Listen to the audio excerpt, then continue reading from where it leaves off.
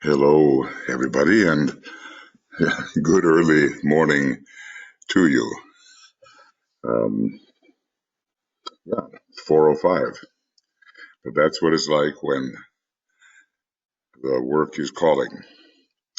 So we have just finished number 55, and we read from the old commentary about the three lights. I'd like to read this once again um, about the light in which we see light and so forth. Very ancient origin. It's so old and so abstruse that it's only now possible to bring it to the attention of humanity owing to the increased spiritual and mental perception of the modern aspirant. It can be inadequately translated as follows. First type of light. And I've gone over this in number 55, but I thought it would be a good method to remind us of what was said as we work now in program number 56. The light is seen, a tiny point of piercing light. The light is warm and red. It nearer draws as it reveals the things that are, the things which may be. It pierces the third center and removes all glamour and desire. So this is the light which reveals the ordinary things of life and which eventually rids us of the distortions, the false attractions to glamour. Now here is the second light, and it's an important one because, as we'll see, it's the light that the Buddha and the Christ have been wielding. Excuse me.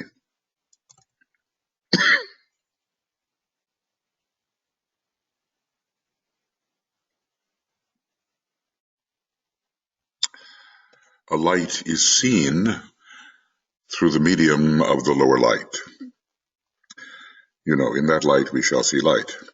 A light of warmth and heat.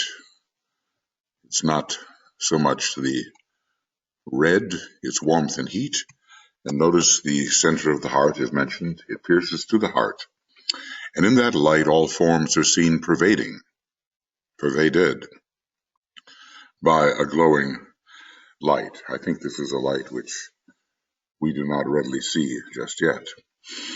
The world of lighted forms is now perceived, linked each to each by light. That's what we perhaps do not see. The light is blue. Notice we've moved from red, the solar plexus, to the blue of the heart, and flaming in its nature. Between the warm and reddish light and this clear light, but not yet called the clear cold light, interestingly, although I think it has some of that in it, there burns a glow of flame, the connection between these two centers, a flame which must be entered ere the blue light is entered and is used, the light of the heart. So this is an important type of light, and you would think perhaps it was the clear cold light, but that seems to be reserved for the next paragraph. And usually the clear cold light is not understood as the light which utterly blots out all form and hides all difference, but in this particular case, these abstruse ancient paragraphs, perhaps it is so. Another light is then perceived. The clear cold light, which is not light, but darkness in its purest purity. Well, usually, the clear cold light is reserved for the Buddhi and the dark light for Shambhala, 2 planes higher and 3 planes higher. This is the light of God himself, and it is called the clear cold light. Well, Shambhala has 4 levels, and the Buddhic plane is included. It renders dark all else beside itself. Just go to Rule 5 or Rule 9 for disciples and initiates. It renders dark all else besides itself. All forms fade out, and yet the whole of life is there. Somehow all these particulars are included in this light. It is not light as we know light. It is the pure essential essence of that light which reveals itself through light. And notice the varying capitalization. So here we are, I think, in a position to move on to number 56. It was the second light to which the Buddha and the Christ both referred when they said, I am the light of the world. I think in the West we're more used to hearing Christ say that, but apparently the Buddha has said that too, and certainly he was and is the Lord of light and the Lord of wisdom. It is the light of God himself, the Lord of the worlds, I suppose, Sanat Kumara in this instance, in which the lives within the council chamber of Shambhala live and move and have their being. And, this is a very high description of this second light. Whoops, that's not what we want. Okay, so although, why is this happening? I'm supposed to be able to, just a moment. So, although,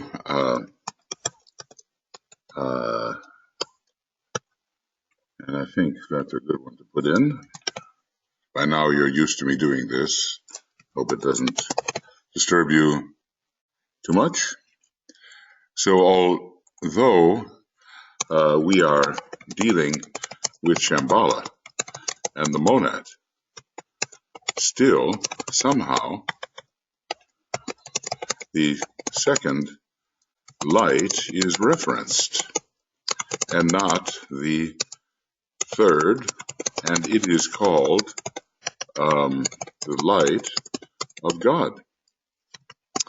And you would think it would be the highest form of light, but, that's why perhaps this is considered to be relatively abstruse. It is the light of God himself, the Lord of the worlds, in which the lives within the council chamber of Shambhala live and move and have their being, the lights which carry out the will of God, as found in, I think it's Rule 6 or Rule 7 for disciples and initiates. It is the recognition of the varying lights upon the lighted way that signifies readiness for initiation, or you might say for the next imminent initiation. The initiate enters into light in a peculiar sense.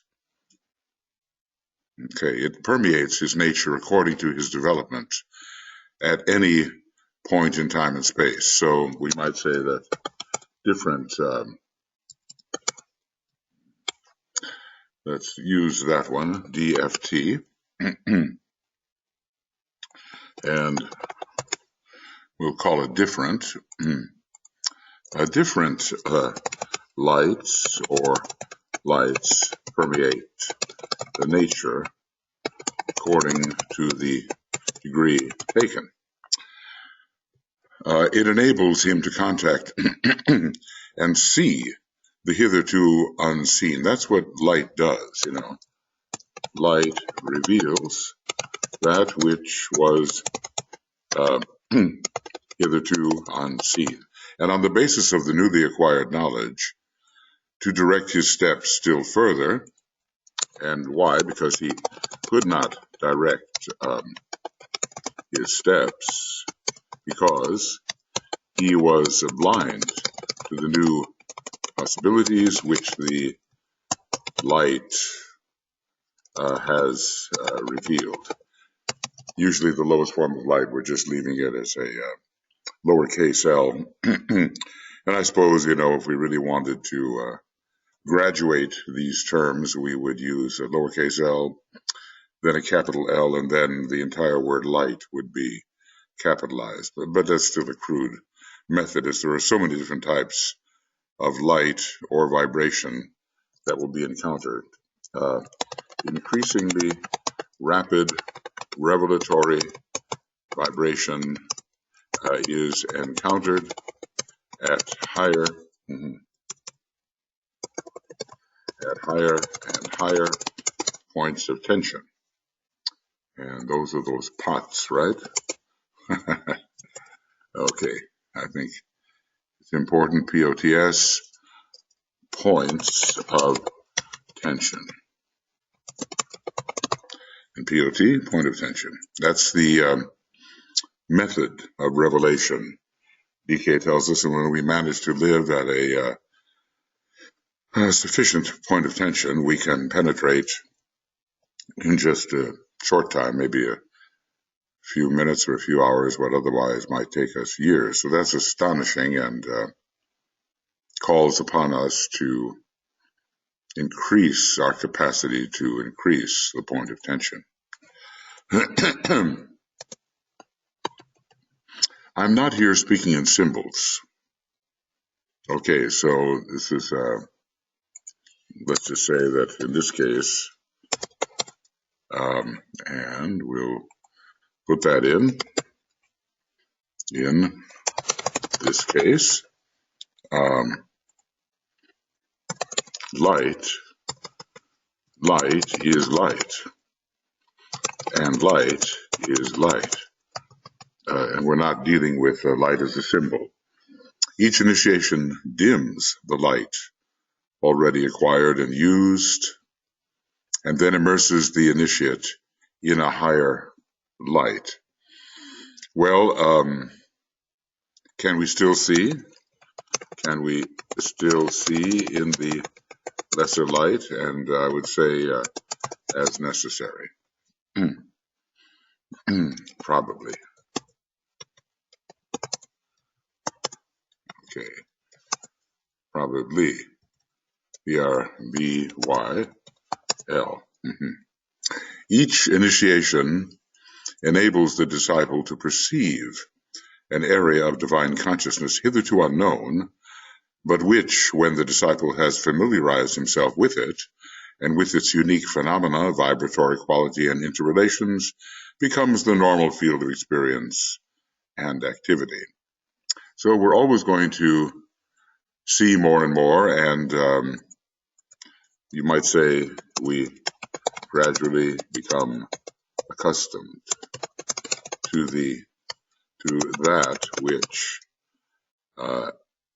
a greater light reveals, and the field of revelation becomes for us normal and habitual until we begin to outgrow it, because we have learned what there is to learn in this new revelation, and because we are spirit, we are the ultimately, we always quest for more and greater revelation until the day comes, post-prolaically, you might say, when the absoluteness which we are is revealed to us as the absolute deity.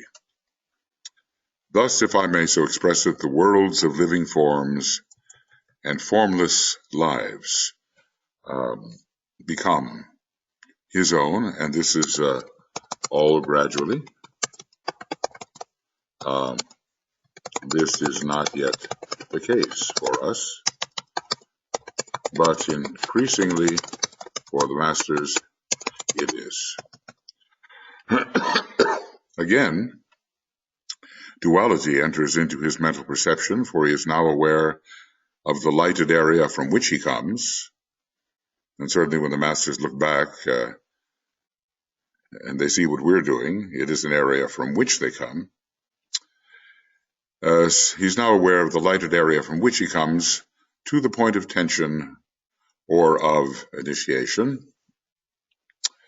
And through the initiatory process, he discovers a new and more brilliantly lighted area into which he may enter. So basically what DK is doing here, there are many ways to describe initiation. Ways to describe initiation, and here MDK is doing it in terms of light. And I think this is a very important way. I mean, the love quality is there and the will quality is there, but I think initially, because we are more related perhaps to the intelligence aspect in our present state of development, the description of initiation in terms of light is very useful, and it is initial. Again, duality enters into his mental perception, for he is now aware of the lighted area from which he comes, and of course he sees its limitations. And he begins to realize that he was in relatively a darkened room. There are many darkened rooms along the way. You enter into each new area of light, and eventually it becomes a darkened room as the spirit begins to strain towards further revelation, which it senses is always there, but which it does not yet have the equipment to register. And through the initiatory process, working on his own, and also having his work confirmed by the initiator, whoever that initiator may be, he discovers a new and more brilliantly lighted area. You wonder, if there is, it occurs to me in this manner, if you have infinite light, do you have absolute darkness? And I don't think I can really answer that except to say that this particular question does occur to me. Obviously here in universe, as it were, we are not in the ever-recurring post-prolaic, post-Mahaprolaic state. Although you kind of wonder, why that state certainly has to exist. So in a way, it's immutable, and in a way, we're ever in it, even though periodically we're not in it. So there are many paradoxes as we consider the universal cycle. And DK speaks, of the many paradoxes of the occult path. So this involves, whatever we just discussed here, no leaving of the former field of activity in which he has worked and lived. It's just the way, in a way, that having the universe come forth on the ray of the absolute and so forth, in a way requires no leaving of absoluteness, whichever is immutable and absolutely infinite. Paradox. This involves no leaving of the former field of activity in which he has worked and lived. It simply means that new fields of responsibility and opportunity confront him because he is, through his own effort, note that, because the initiate is self-made in many ways, though confirmed by an initiator, able to see more light and to walk in a greater light, to prove more adequately than heretofore his capacities within the greatly increased area of possibility. I think it's so brilliant, the way Master DK discusses the normality of initiation. It's devoid of all that kind of egocentric glamour by means of which initiation is so frequently described. So he doesn't leave. It simply means that new fields of responsibility and of opportunity confront him. I'll just leave it at that, and then the description follows. So always, we are looking forward, always, in universe, and that IU is what I use for in universe, in-universe, always looking forward in universe for greater areas of light, and thus greater possibilities for expression.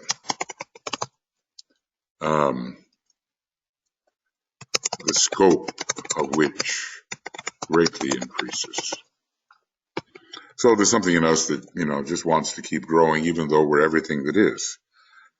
But we're growing out of our myopic or illusory limitations. If we seem to have limitations, as we definitely do in the great Mahamaya of the universe, it is essentially an illusion. We are, as absolute being, absolutely unlimited. But we have chosen and we have narrowed the field until we become apparently individual and limited. And this is the ongoing story, and why it should be is certainly going to be impossible for us to say when we are in this in-universe condition. I often think, that no matter what being it is, even the universal logos, trying to understand the mystery of how it came into being as a limited being, will be confronted with the impossibility of doing so. Because every being, no matter how vast, is limited, in an in-universe way, and is really, when compared with absolute infinitude, an infinitesimal, and even the absolute infinitesimal. But that gets on into some of that third ray kind of thought that I'm trying to develop in other places. But it still underlies, my thought and my interpretations when confronted with what Master DK says. Though, I think we better stick to the second ray here in order to try to reveal what he's saying in a coherent manner. Initiation is therefore a constant fusion of the lights. Brilliant, brilliant. Progressively entered, thus enabling the initiate to see further and deeper and more inclusively. I just love this. I've never seen so many marvelous definitions of initiation from perspectives which are so illuminating. As one of the masters has said, the light must enter vertically and be diffused or radiated horizontally. And you might say, I think we can picture this. All light newly acquired must be shared horizontally with a certain field of expression. This creates the cross of service, upon which the disciple is pendant until the cross of Sanat Kumara is revealed to him. Now, the cross of service, this could be considered the FXC, and that's one we want. And we call this the fixed cross. Sanat Kumara is on the cardinal cross, but there have to be many, many crosses as we do ascend. The cross of Sanat Kumara. So let's say, is this the cardinal cross? Let's call it CCX. Or maybe, well, okay, CCX. That's a good one, I think. Cardinal cross. CCX. Okay, that's good. Is this the cardinal cross that Sanat Kumara is on? Of course, it's still a cross of great service. But what we normally call service in the human terms is handled on the cross of the soul, which is the fixed cross.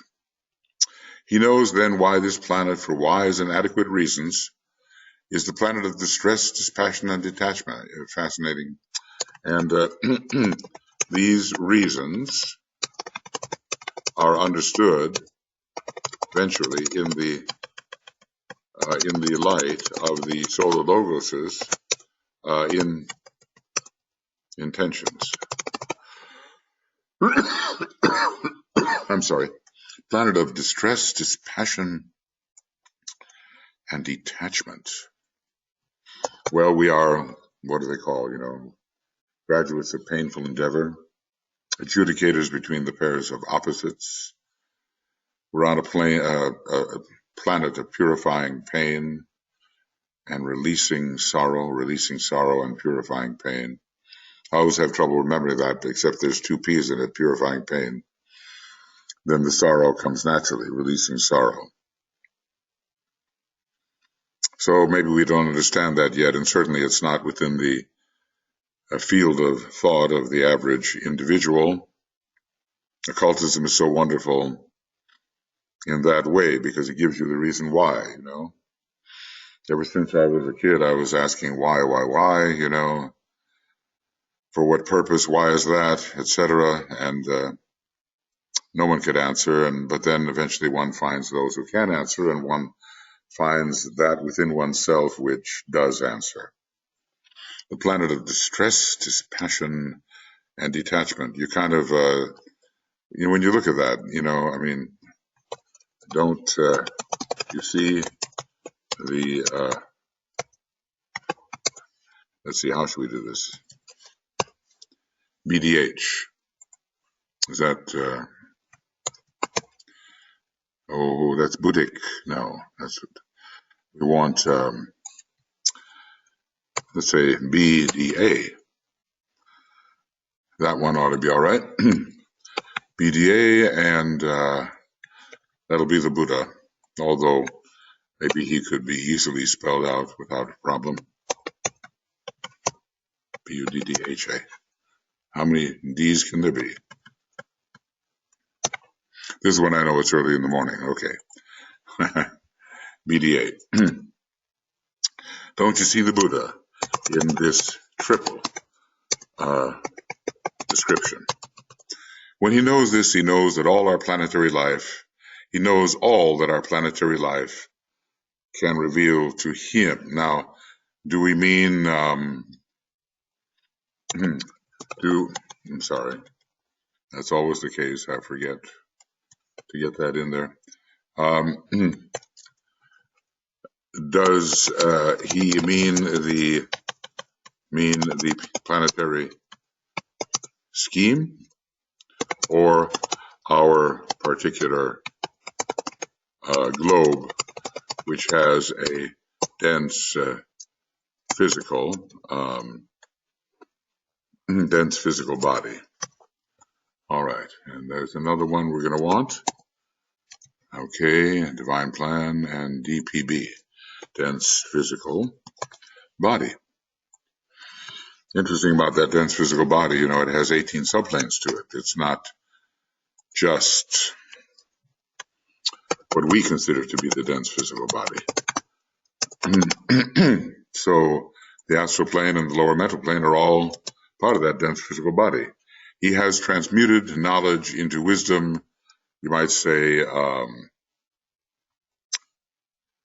he is ready to be a graduate of Earth, or at least of this particular globe.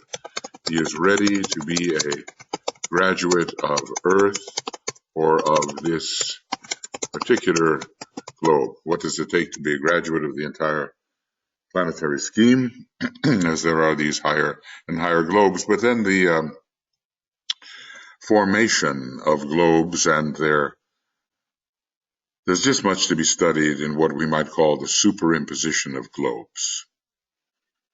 The superimposition of the various vehicles of globes. They all seem to be in the diagram spread out in such a way that there are many different independent fields. I think they are independent fields, but I think they are superimposed.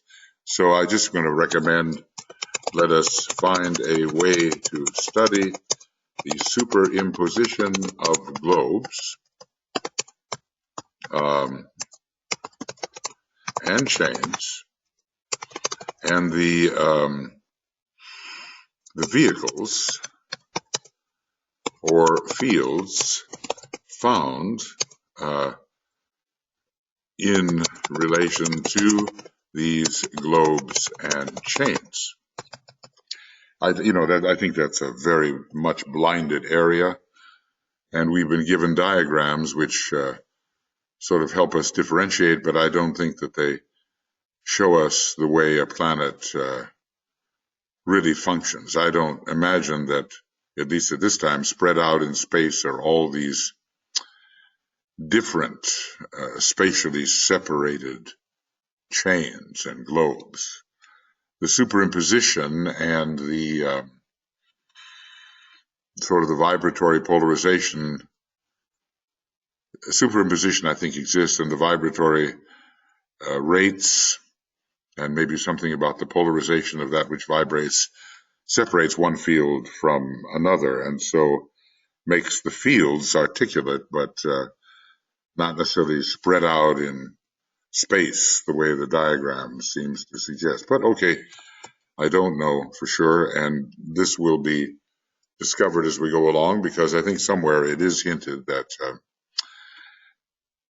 these are secrets of the higher initiations. When you want to see that, and how often the inquiring mind of man can ask about secrets of initiations that are way beyond them, just read the correspondence between Master K.H. and Sinnett. Is it A.P. Sinnett? But Sinnett, anyway, who was apparently dialoguing with him, and I think some of those early theosophical writings, the master is frequently saying, well, you're asking a question that pertains to the sixth initiation, so I can't really say anything about it. But as we go along, new revelation will come. We live in the expectation of ever new revelation. And when we have any kind of religion or system of thought which tells you that that's all that can be revealed forever, you know you're dealing with the starkest kind of illusion, and that particular illusion has to absolutely be broken before the adherents of that religion can really progress. It is at the center of this cross of service that the point of fusion and the point of tension must be found. So in service, we acquire greater and greater fusion and more intense points of tension. For the moment, I'm just considering this to be the fixed cross, the cross of service. It's so much about the common cross and the mutable cross that are the same, that it's all about acquiring experience. But and of course we continue to acquire experience on the various crosses, but we're not very illumined as we go through the many millions of years on the mutable cross. By the time we get to the fixed cross, is really a much shorter duration. We are realizing ourselves to be the soul, and we are serving.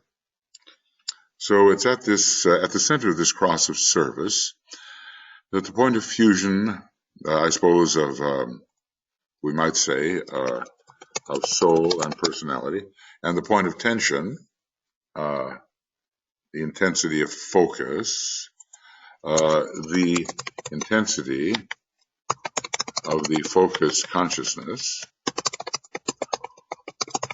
must be found.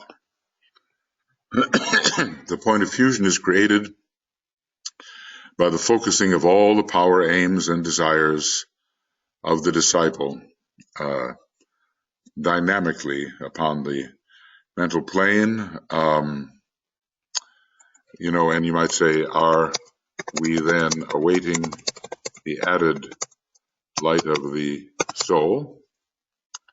And I think we have light of the soul. Added light of the soul. Are we then awaiting that? The point of tension is created by the invocative power of this focal point when the invocative power of this focal point becomes capable of evoking response from that which is invoked. This is very occult and very necessary. I'm just, Mary Bailey always used to say, well, you know, the rays and the initiations, that's my Bible. And some of us, you know, we were the younger students and maybe we didn't know why. But now that I'm of the age that she was when she was saying that, I guess I increasingly know why. The point of tension is created when the invocative power of the focal point. So what do we got here? Becomes invocative. Let's just say that,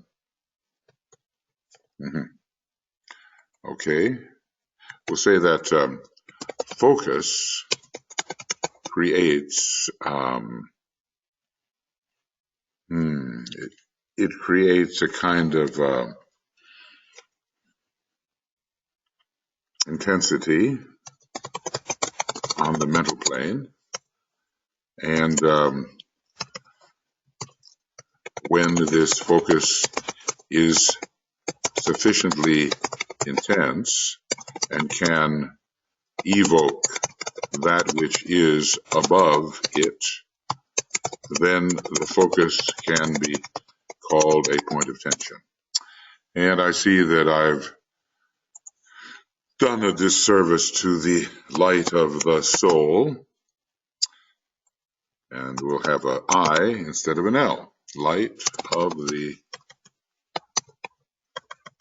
soul. Okay.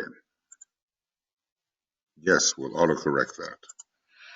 For the average aspirant and for the disciple, this is either the soul light, the soul of the spiritual triad. In other words, what is being invoked for the average disciple is soul light or the light of the spiritual triad.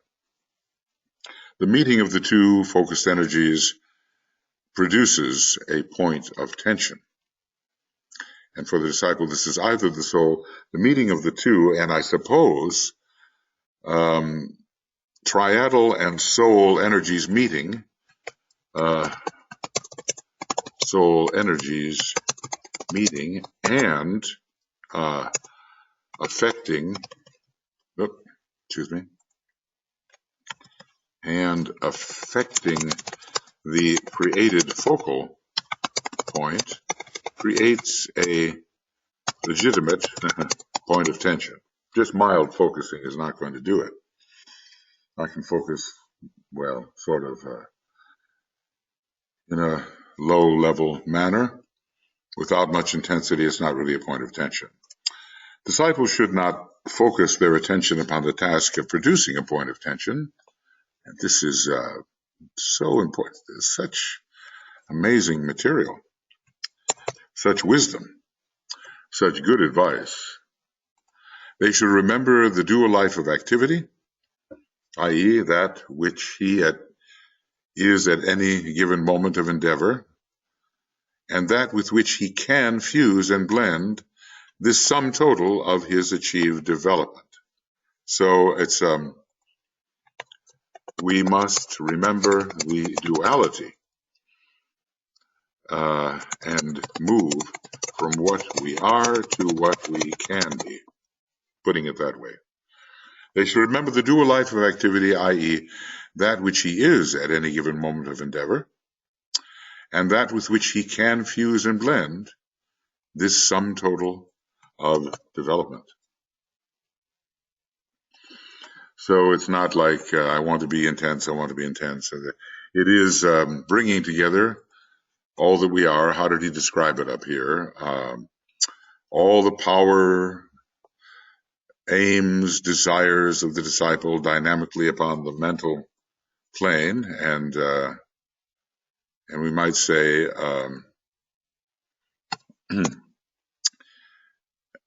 dynamically upon the mental plane, we might say in terms of what we are, as discussed below. Okay. And then a point of tension is created when the invocative power of this focal point, becomes sufficiently intense so that it can evoke the attention of the greater. The tension of the lower evokes the attention of the greater. A response is invoked, and then it's really a point of tension, not just a point of mild focusing. There has to be great aspiration and yearning in it also, at least at certain stages. For the average aspirant and for the disciple, this is either the soul or the spiritual triad which is being invoked. The meeting of the two focused energies produces a point of tension. Now, what are the two? Another way of looking at this is that another way of looking at the two is the soul and the focused energies, or the spiritual triad and the focused energies. And there is a way, as the charts show us, that soul and triadal energies do come together. I wonder if I could find that without spending a whole lot of time or turning off the Well, let's see if I go over here and AAB diagram somewhere, please. Yes. Okay, and this would be number 8. And I open this. Yeah. So as we can see from the lines, there are definitely ways in which the spiritual triad connects with the main structures within what we normally call the soul, the causal body, the egoic lotus. Those red lines, those blue lines, those green lines, the colors do help us here. And some of those who have been, working on the Tibetan's charts, like Keith Paley and also Tuya, my wife, have added the colors, and they help to direct the consciousness into greater understanding. In the Cosmic Fire book, the colors aren't really there, and so we're not understanding so much about the directions of the first, second, and third aspects. So we probably can divine what they are. The colors do help. All right, so where are we? We are here.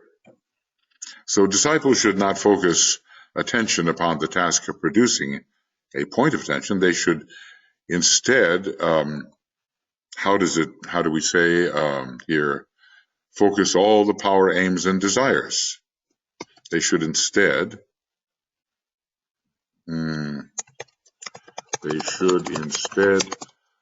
focus power, aims, desires, and should realize the state in which they are. They should remember the life of dual activity, i.e. that which he is at any given moment of endeavor, according to the power, the aims, and the desires, because that pretty well tells you what you are. I've often thought, measure a person's desires and you know who they are and what they are. That which he is at any given moment of endeavor, and that with which he can fuse and blend the sum total of his achieved development. So we do want to know,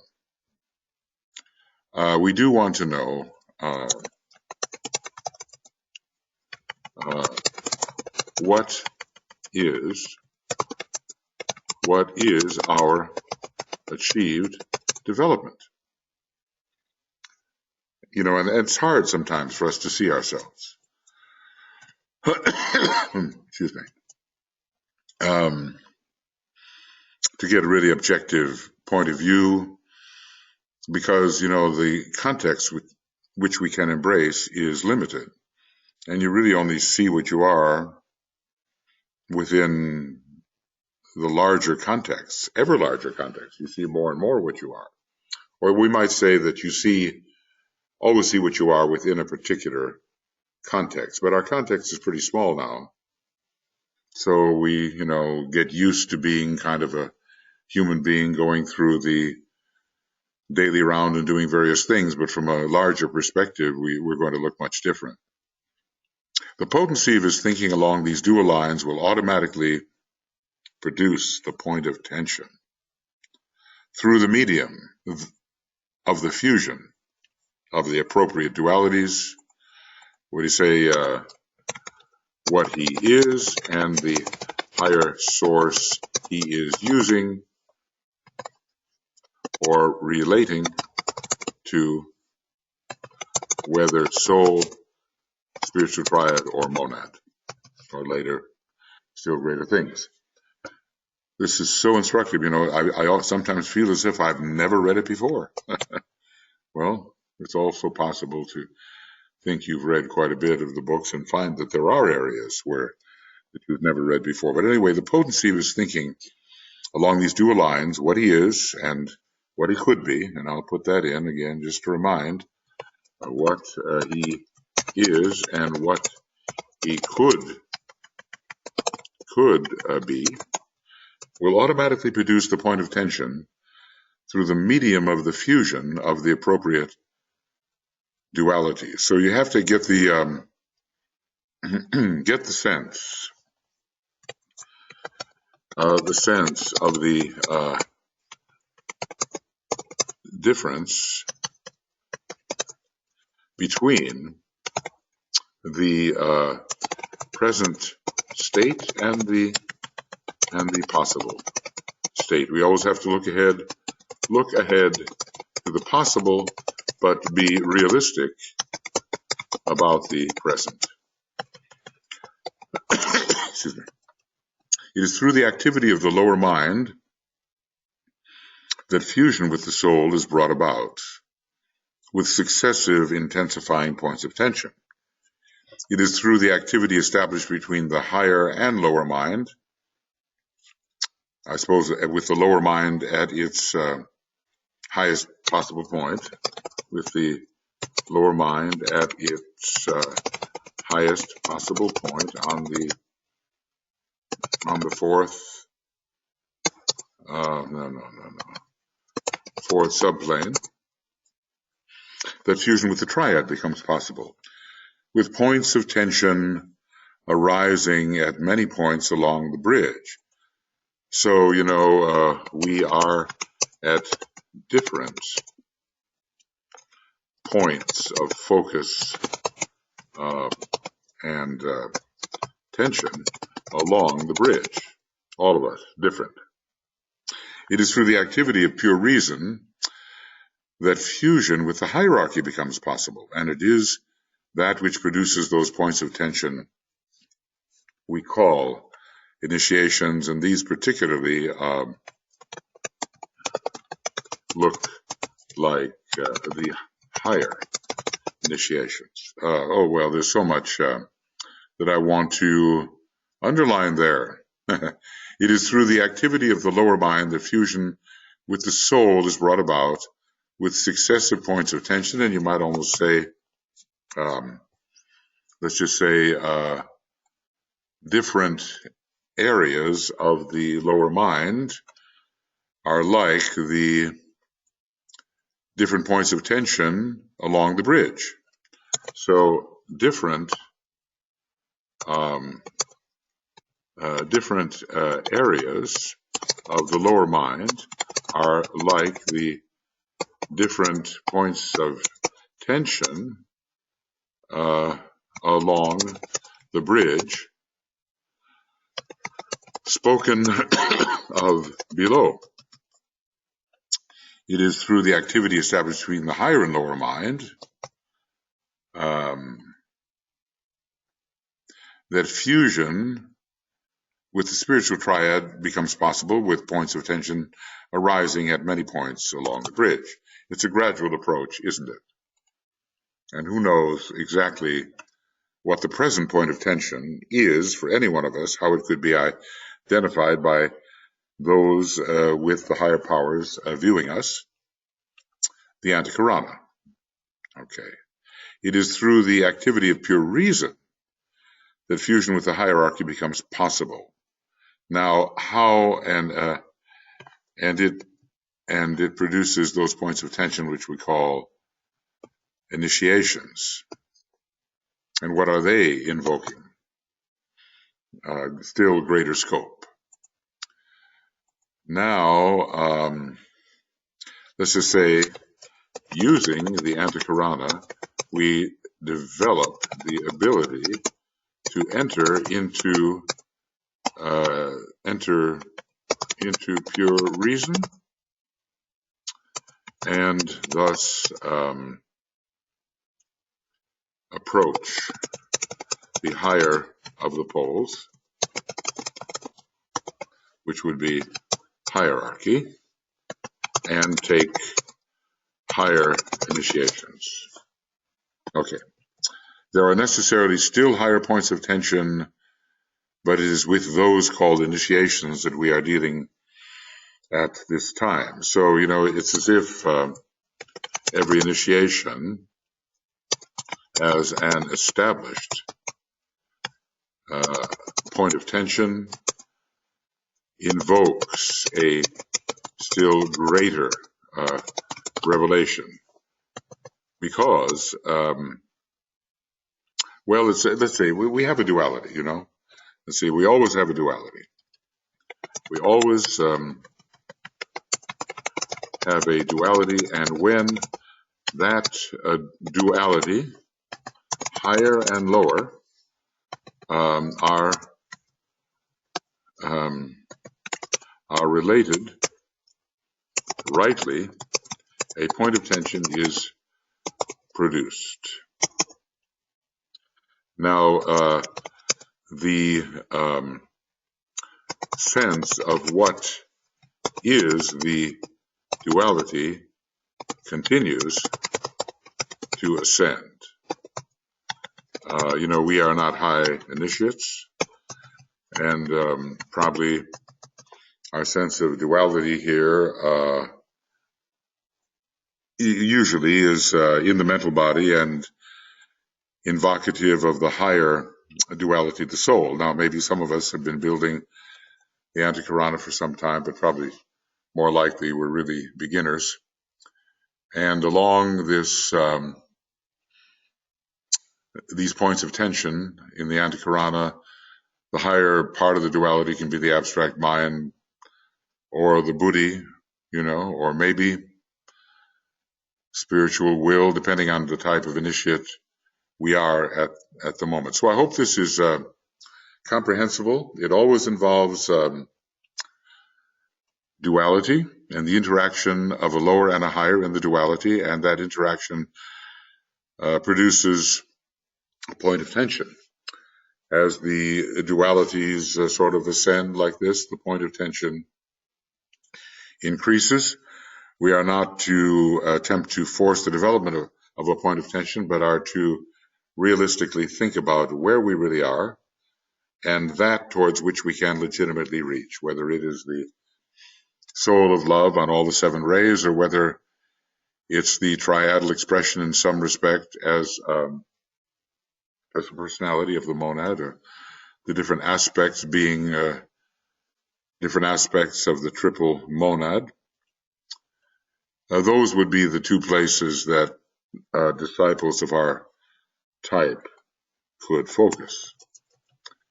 Light may enter your mind in this connection if you will constantly bear in mind the essential duality of manifested life. And we, are becoming adjudicators between the pairs of opposites on this planet. So it's very important. We on this planet are becoming what's called adjudicators between the pairs of opposites. And that's another one we want. Pairs of opposites. Okay. So the negative and the positive poles present within the consciousness of every form, and the tension between them, creating the point of tension from which we can work. The point of tension is always higher than the lower of the pairs of opposites, and always lower than the higher of the pairs of opposites. But the point of tension can form the new lower, as it were, and we can reach still higher towards the higher member of a new pair of opposites. And I wonder if I did this, could I get a singular out of it? And pair of opposites. Okay. Well, okay. The achieved point of fusion, the result of active and positive work and effort, is rendered negative to that which is being invoked.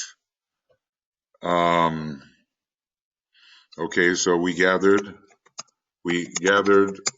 what we are into a point of fusion, and by this means another and positive point of tension can be achieved. Okay, well, there's an ascent here, and we can work on how it does ascend. The achieved point of fusion is rendered negative, but a point of tension appears. It's my impression that the new point of tension eventually becomes the base of a, okay, it is my impression that a new point of tension becomes the base of a higher pair of opposites. Initiation, a dramatic and a major point of tension, connotes essentially the fusion of the negative and the positive aspects. There are so many different ways of looking at this, and he's giving us almost some of the, you might say, electrical terms. We seem to be entering into an electrical description of initiation. Owing to this, in all the initiatory processes, it is the will of the disciple which is active, and which produces, first of all, a fusion of what he has and is and where he stands, and as a consequence, the appearance of a point of tension, especially once the higher of the pairs of opposites is related to. We always have to have that relation with something higher. We always have to have a relation with something higher before a point of tension can be produced. From what we have read, the fusion of the, what did he call it? Powers and, what did he call it? Okay. Powers, aims, and desires. Yeah. Let's see here. The fusion of the powers, aims, and desires is not in itself enough to produce an advancing point of tension. It is a point of focus in distinction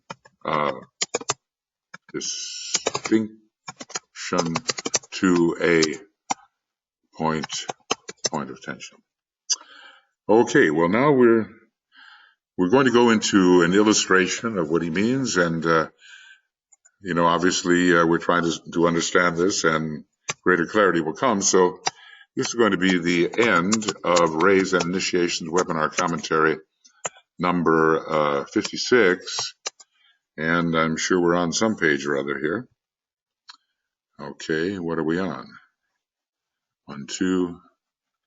Maybe I go backwards and see if I can find the page. I always There it is, 541.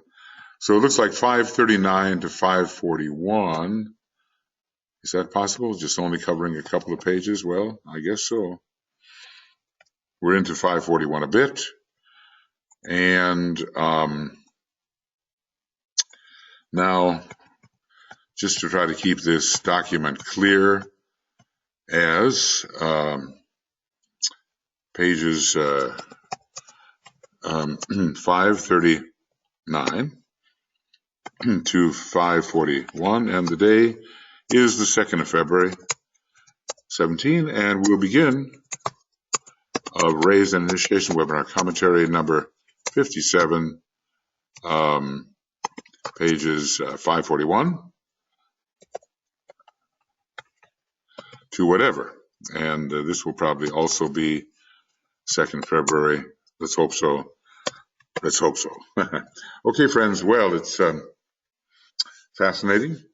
It requires reading and rereading. It requires incorporation, thinking this whole thing through, trying to find out where we really stand and what it is we're really reaching for, and having a sense of the qualities of what it is we're really reaching for, because along the emanative line that we have descended upon, we retrace our steps, and that retracing of emanation is in a way a whole antichironic process. Okay, so be it, and we'll be back before long. We have a lot of work to do to study, assimilate, and apply, progress, and serve. See you soon. Bye-bye.